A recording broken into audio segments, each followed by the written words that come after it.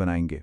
मतलब हम दिमाग में ऐसी दिलचस्प तस्वीरें और कहानियां उकेरेंगे कि ये जटिल कानूनी अनुच्छेद हमेशा के लिए याद हो जाएंगे। तो चलिए बिना किसी देरी के शुरू करते हैं। आज का हमारा रोड मैप कुछ इस तरह दिखेगा। सबसे पहले मौलिक अधिकारों की मूल बातें, फिर 6 अधिकारों को याद रखने की एक कमाल की ट्रिक, समानता के लिए बॉडी ट्रिक, स्वतंत्रता के लिए स्टोरी ट्रिक, हमारा अंतिम रक्षक, और आखिर में रैपिड फायर मेमोरी टेस्ट। तो चलिए सबसे पहले बात करते हैं मौलिक अधिकारों के मूल बातों की। अब देखिए, जब भी हम इन अधिकारों का जिक्र करते हैं तो ये जानना बहुत जरूरी है कि ये संविधान के भाग 3 में मौजूद हैं और इन्हें अमेरिका के संविधान से प्रेरित होकर लिया गया है। संविधान के अनुच्छेद 12 से 35 तक इन्हीं मौलिक अधिकारों का जिक्र है। एक दिलचस्प बात बताऊं, मूल संविधान में दरअसल 7 मौलिक अधिकार हुआ करते थे, लेकिन 1978 में 44वें संविधान संशोधन के बाद संपत्ति के अधिकार को इस लिस्ट से हटा दिया गया। इसलिए आज हमारे पास सटीक रूप से केवल 6 मौलिक अधिकार ही बचते हैं। अब आते हैं अपने अगले पड़ाव पर, यानी इन 6 अधिकारों को याद रखने की हमारी स्पेशल ट्रिक। इन 6 अलग अलग कैटेगरीज को बिना रटे याद। स्वतंत्रता। अब शोध शब्द को पकड़िए। इसके शो से बनता है शोषण के विरुद्ध अधिकार और ध से धार्मिक स्वतंत्रता का अधिकार। फिर आता है शिक्षा, जिससे सीधा बनता है संस्कृति एवं शिक्षा का अधिकार। तो ये हो गए हमारे 5। और छठा वो है अनुच्छेद 32 यानी संवैधानिक उपचारों का अधिकार। है ना, कितना आसान। चलिए आगे बढ़ते हैं हमारी तीसरी तकनीक की ओर, समानता को याद रखने की बॉडी ट्रिक। समानता का अधिकार अनुच्छेद 14 से 18 तक चलता है। अब इसे याद करने के लिए हम इस बॉडी ट्रिक का इस्तेमाल करेंगे। आइए दिमाग में एक इंसान की आकृति बनाते हैं। अब हमें बस शरीर में ऊपर से नीचे की तरफ जाना है और हर अंग को एक अनुच्छेद नंबर देना है। शुरुआत करते हैं सिर से। बालों को देते हैं नंबर 14, आंखों को 15, हाथों को 16, पैरों को 17 और बिल्कुल नीचे जमीन पर रखी एक नेम प्लेट यानी उपाधि की प्लेट को देते हैं नंबर 18। आइए देखते हैं कि ये नंबर आखिर काम कैसे करते हैं। इसका लॉजिक बहुत ही शानदार और सीधा है। सबसे पहले सिर, जो 14 है। अब देखिए, दुनिया में हर इंसान का सिर एक समान होता है, यानी कानून के सामने हम सब समान हैं। फिर आती हैं आंखें, नंबर 15। आंखें बिना किसी भेदभाव के सबको एक नज़र से देखती हैं, जिसका मतलब है किसी भी तरह के भेदभाव की मनाही। नंबर 16 है हाथ। हम हाथों से काम करते हैं, यानी सार्वजनिक रोजगार या नौकरी में सबको समान अवसर मिलने चाहिए। फिर आते हैं पैर, नंबर 17। हम सम्मान से बड़ों के पैर छूते हैं, छुआछूत नहीं करते, इसलिए ये अस्पृश्यता या अनटचेबिलिटी के अंत की बात करता है। और अंत में जमीन पर रखी उपाधि प्लेट, नंबर 18, क्योंकि इंसान सिर्फ इंसान है, किसी भी उपाधि या टाइटल के आधार पर कोई ऊंच नीच बिल्कुल नहीं होनी चाहिए। अब वक्त है हमारी चौथी तकनीक का, स्वतंत्रता के लिए हमारी खास स्टोरी ट्रिक।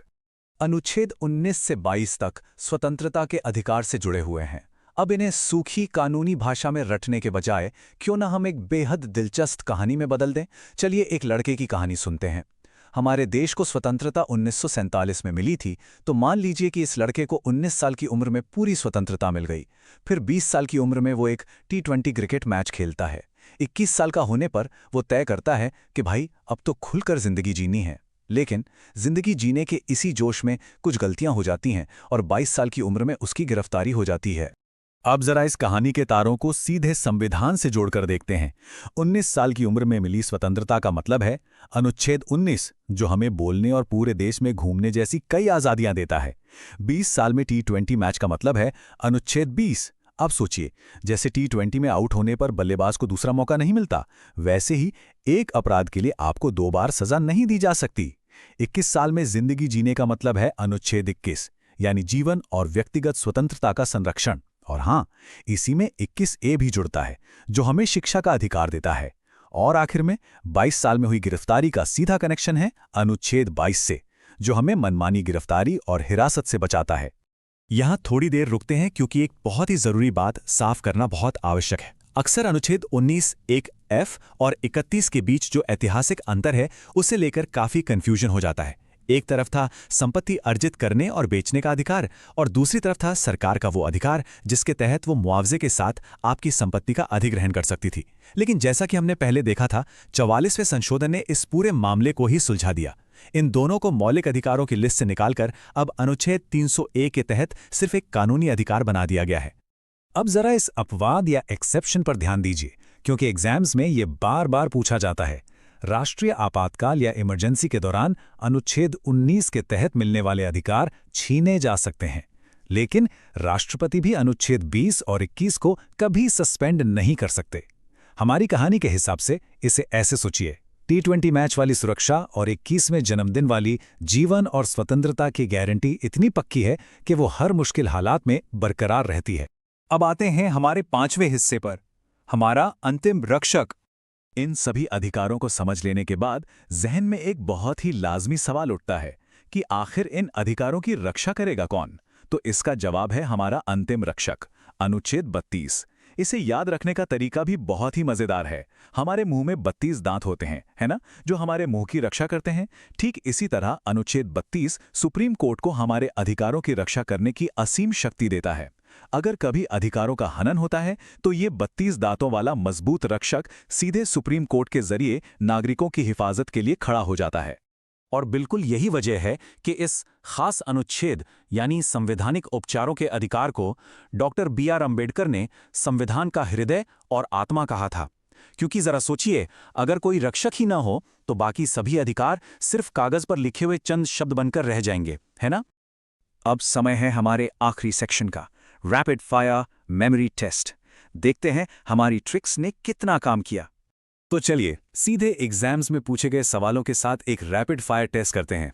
पहला सवाल आपके सामने है, कौन सा अनुच्छेद अस्पृश्यता के अंत यानी छुआछूत खत्म करने से जुड़ा है? जरा उस एनाटॉमिकल या बॉडी ट्रिक को याद करने की कोशिश कीजिए। और इसका सही जवाब है अनुच्छेद 17। चलिए फटाफट उस लॉजिक को रिवाइंड करते हैं।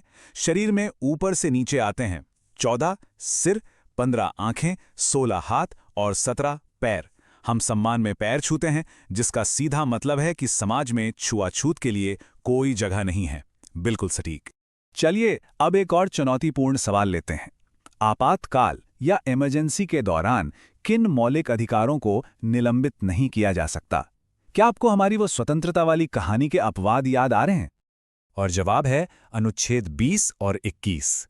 हमारी कहानी के अनुसार T20 क्रिकेट मैच वाला नियम यानी दोहरे दंड से बचाव और 21 साल के उम्र में जिंदगी जीने का अधिकार यानी प्राण और दैहिक स्वतंत्रता, ये दोनों अधिकार ऐसे हैं जो किसी भी हालात में, यहां तक कि इमरजेंसी में भी पूरी तरह सुरक्षित रहते हैं। और इसी के साथ हमारा आज का ये एक्सप्लेनर समाप्त होता है।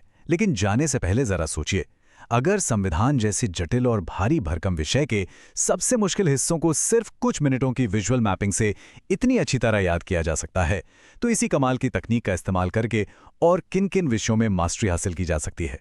अपनी कल्पना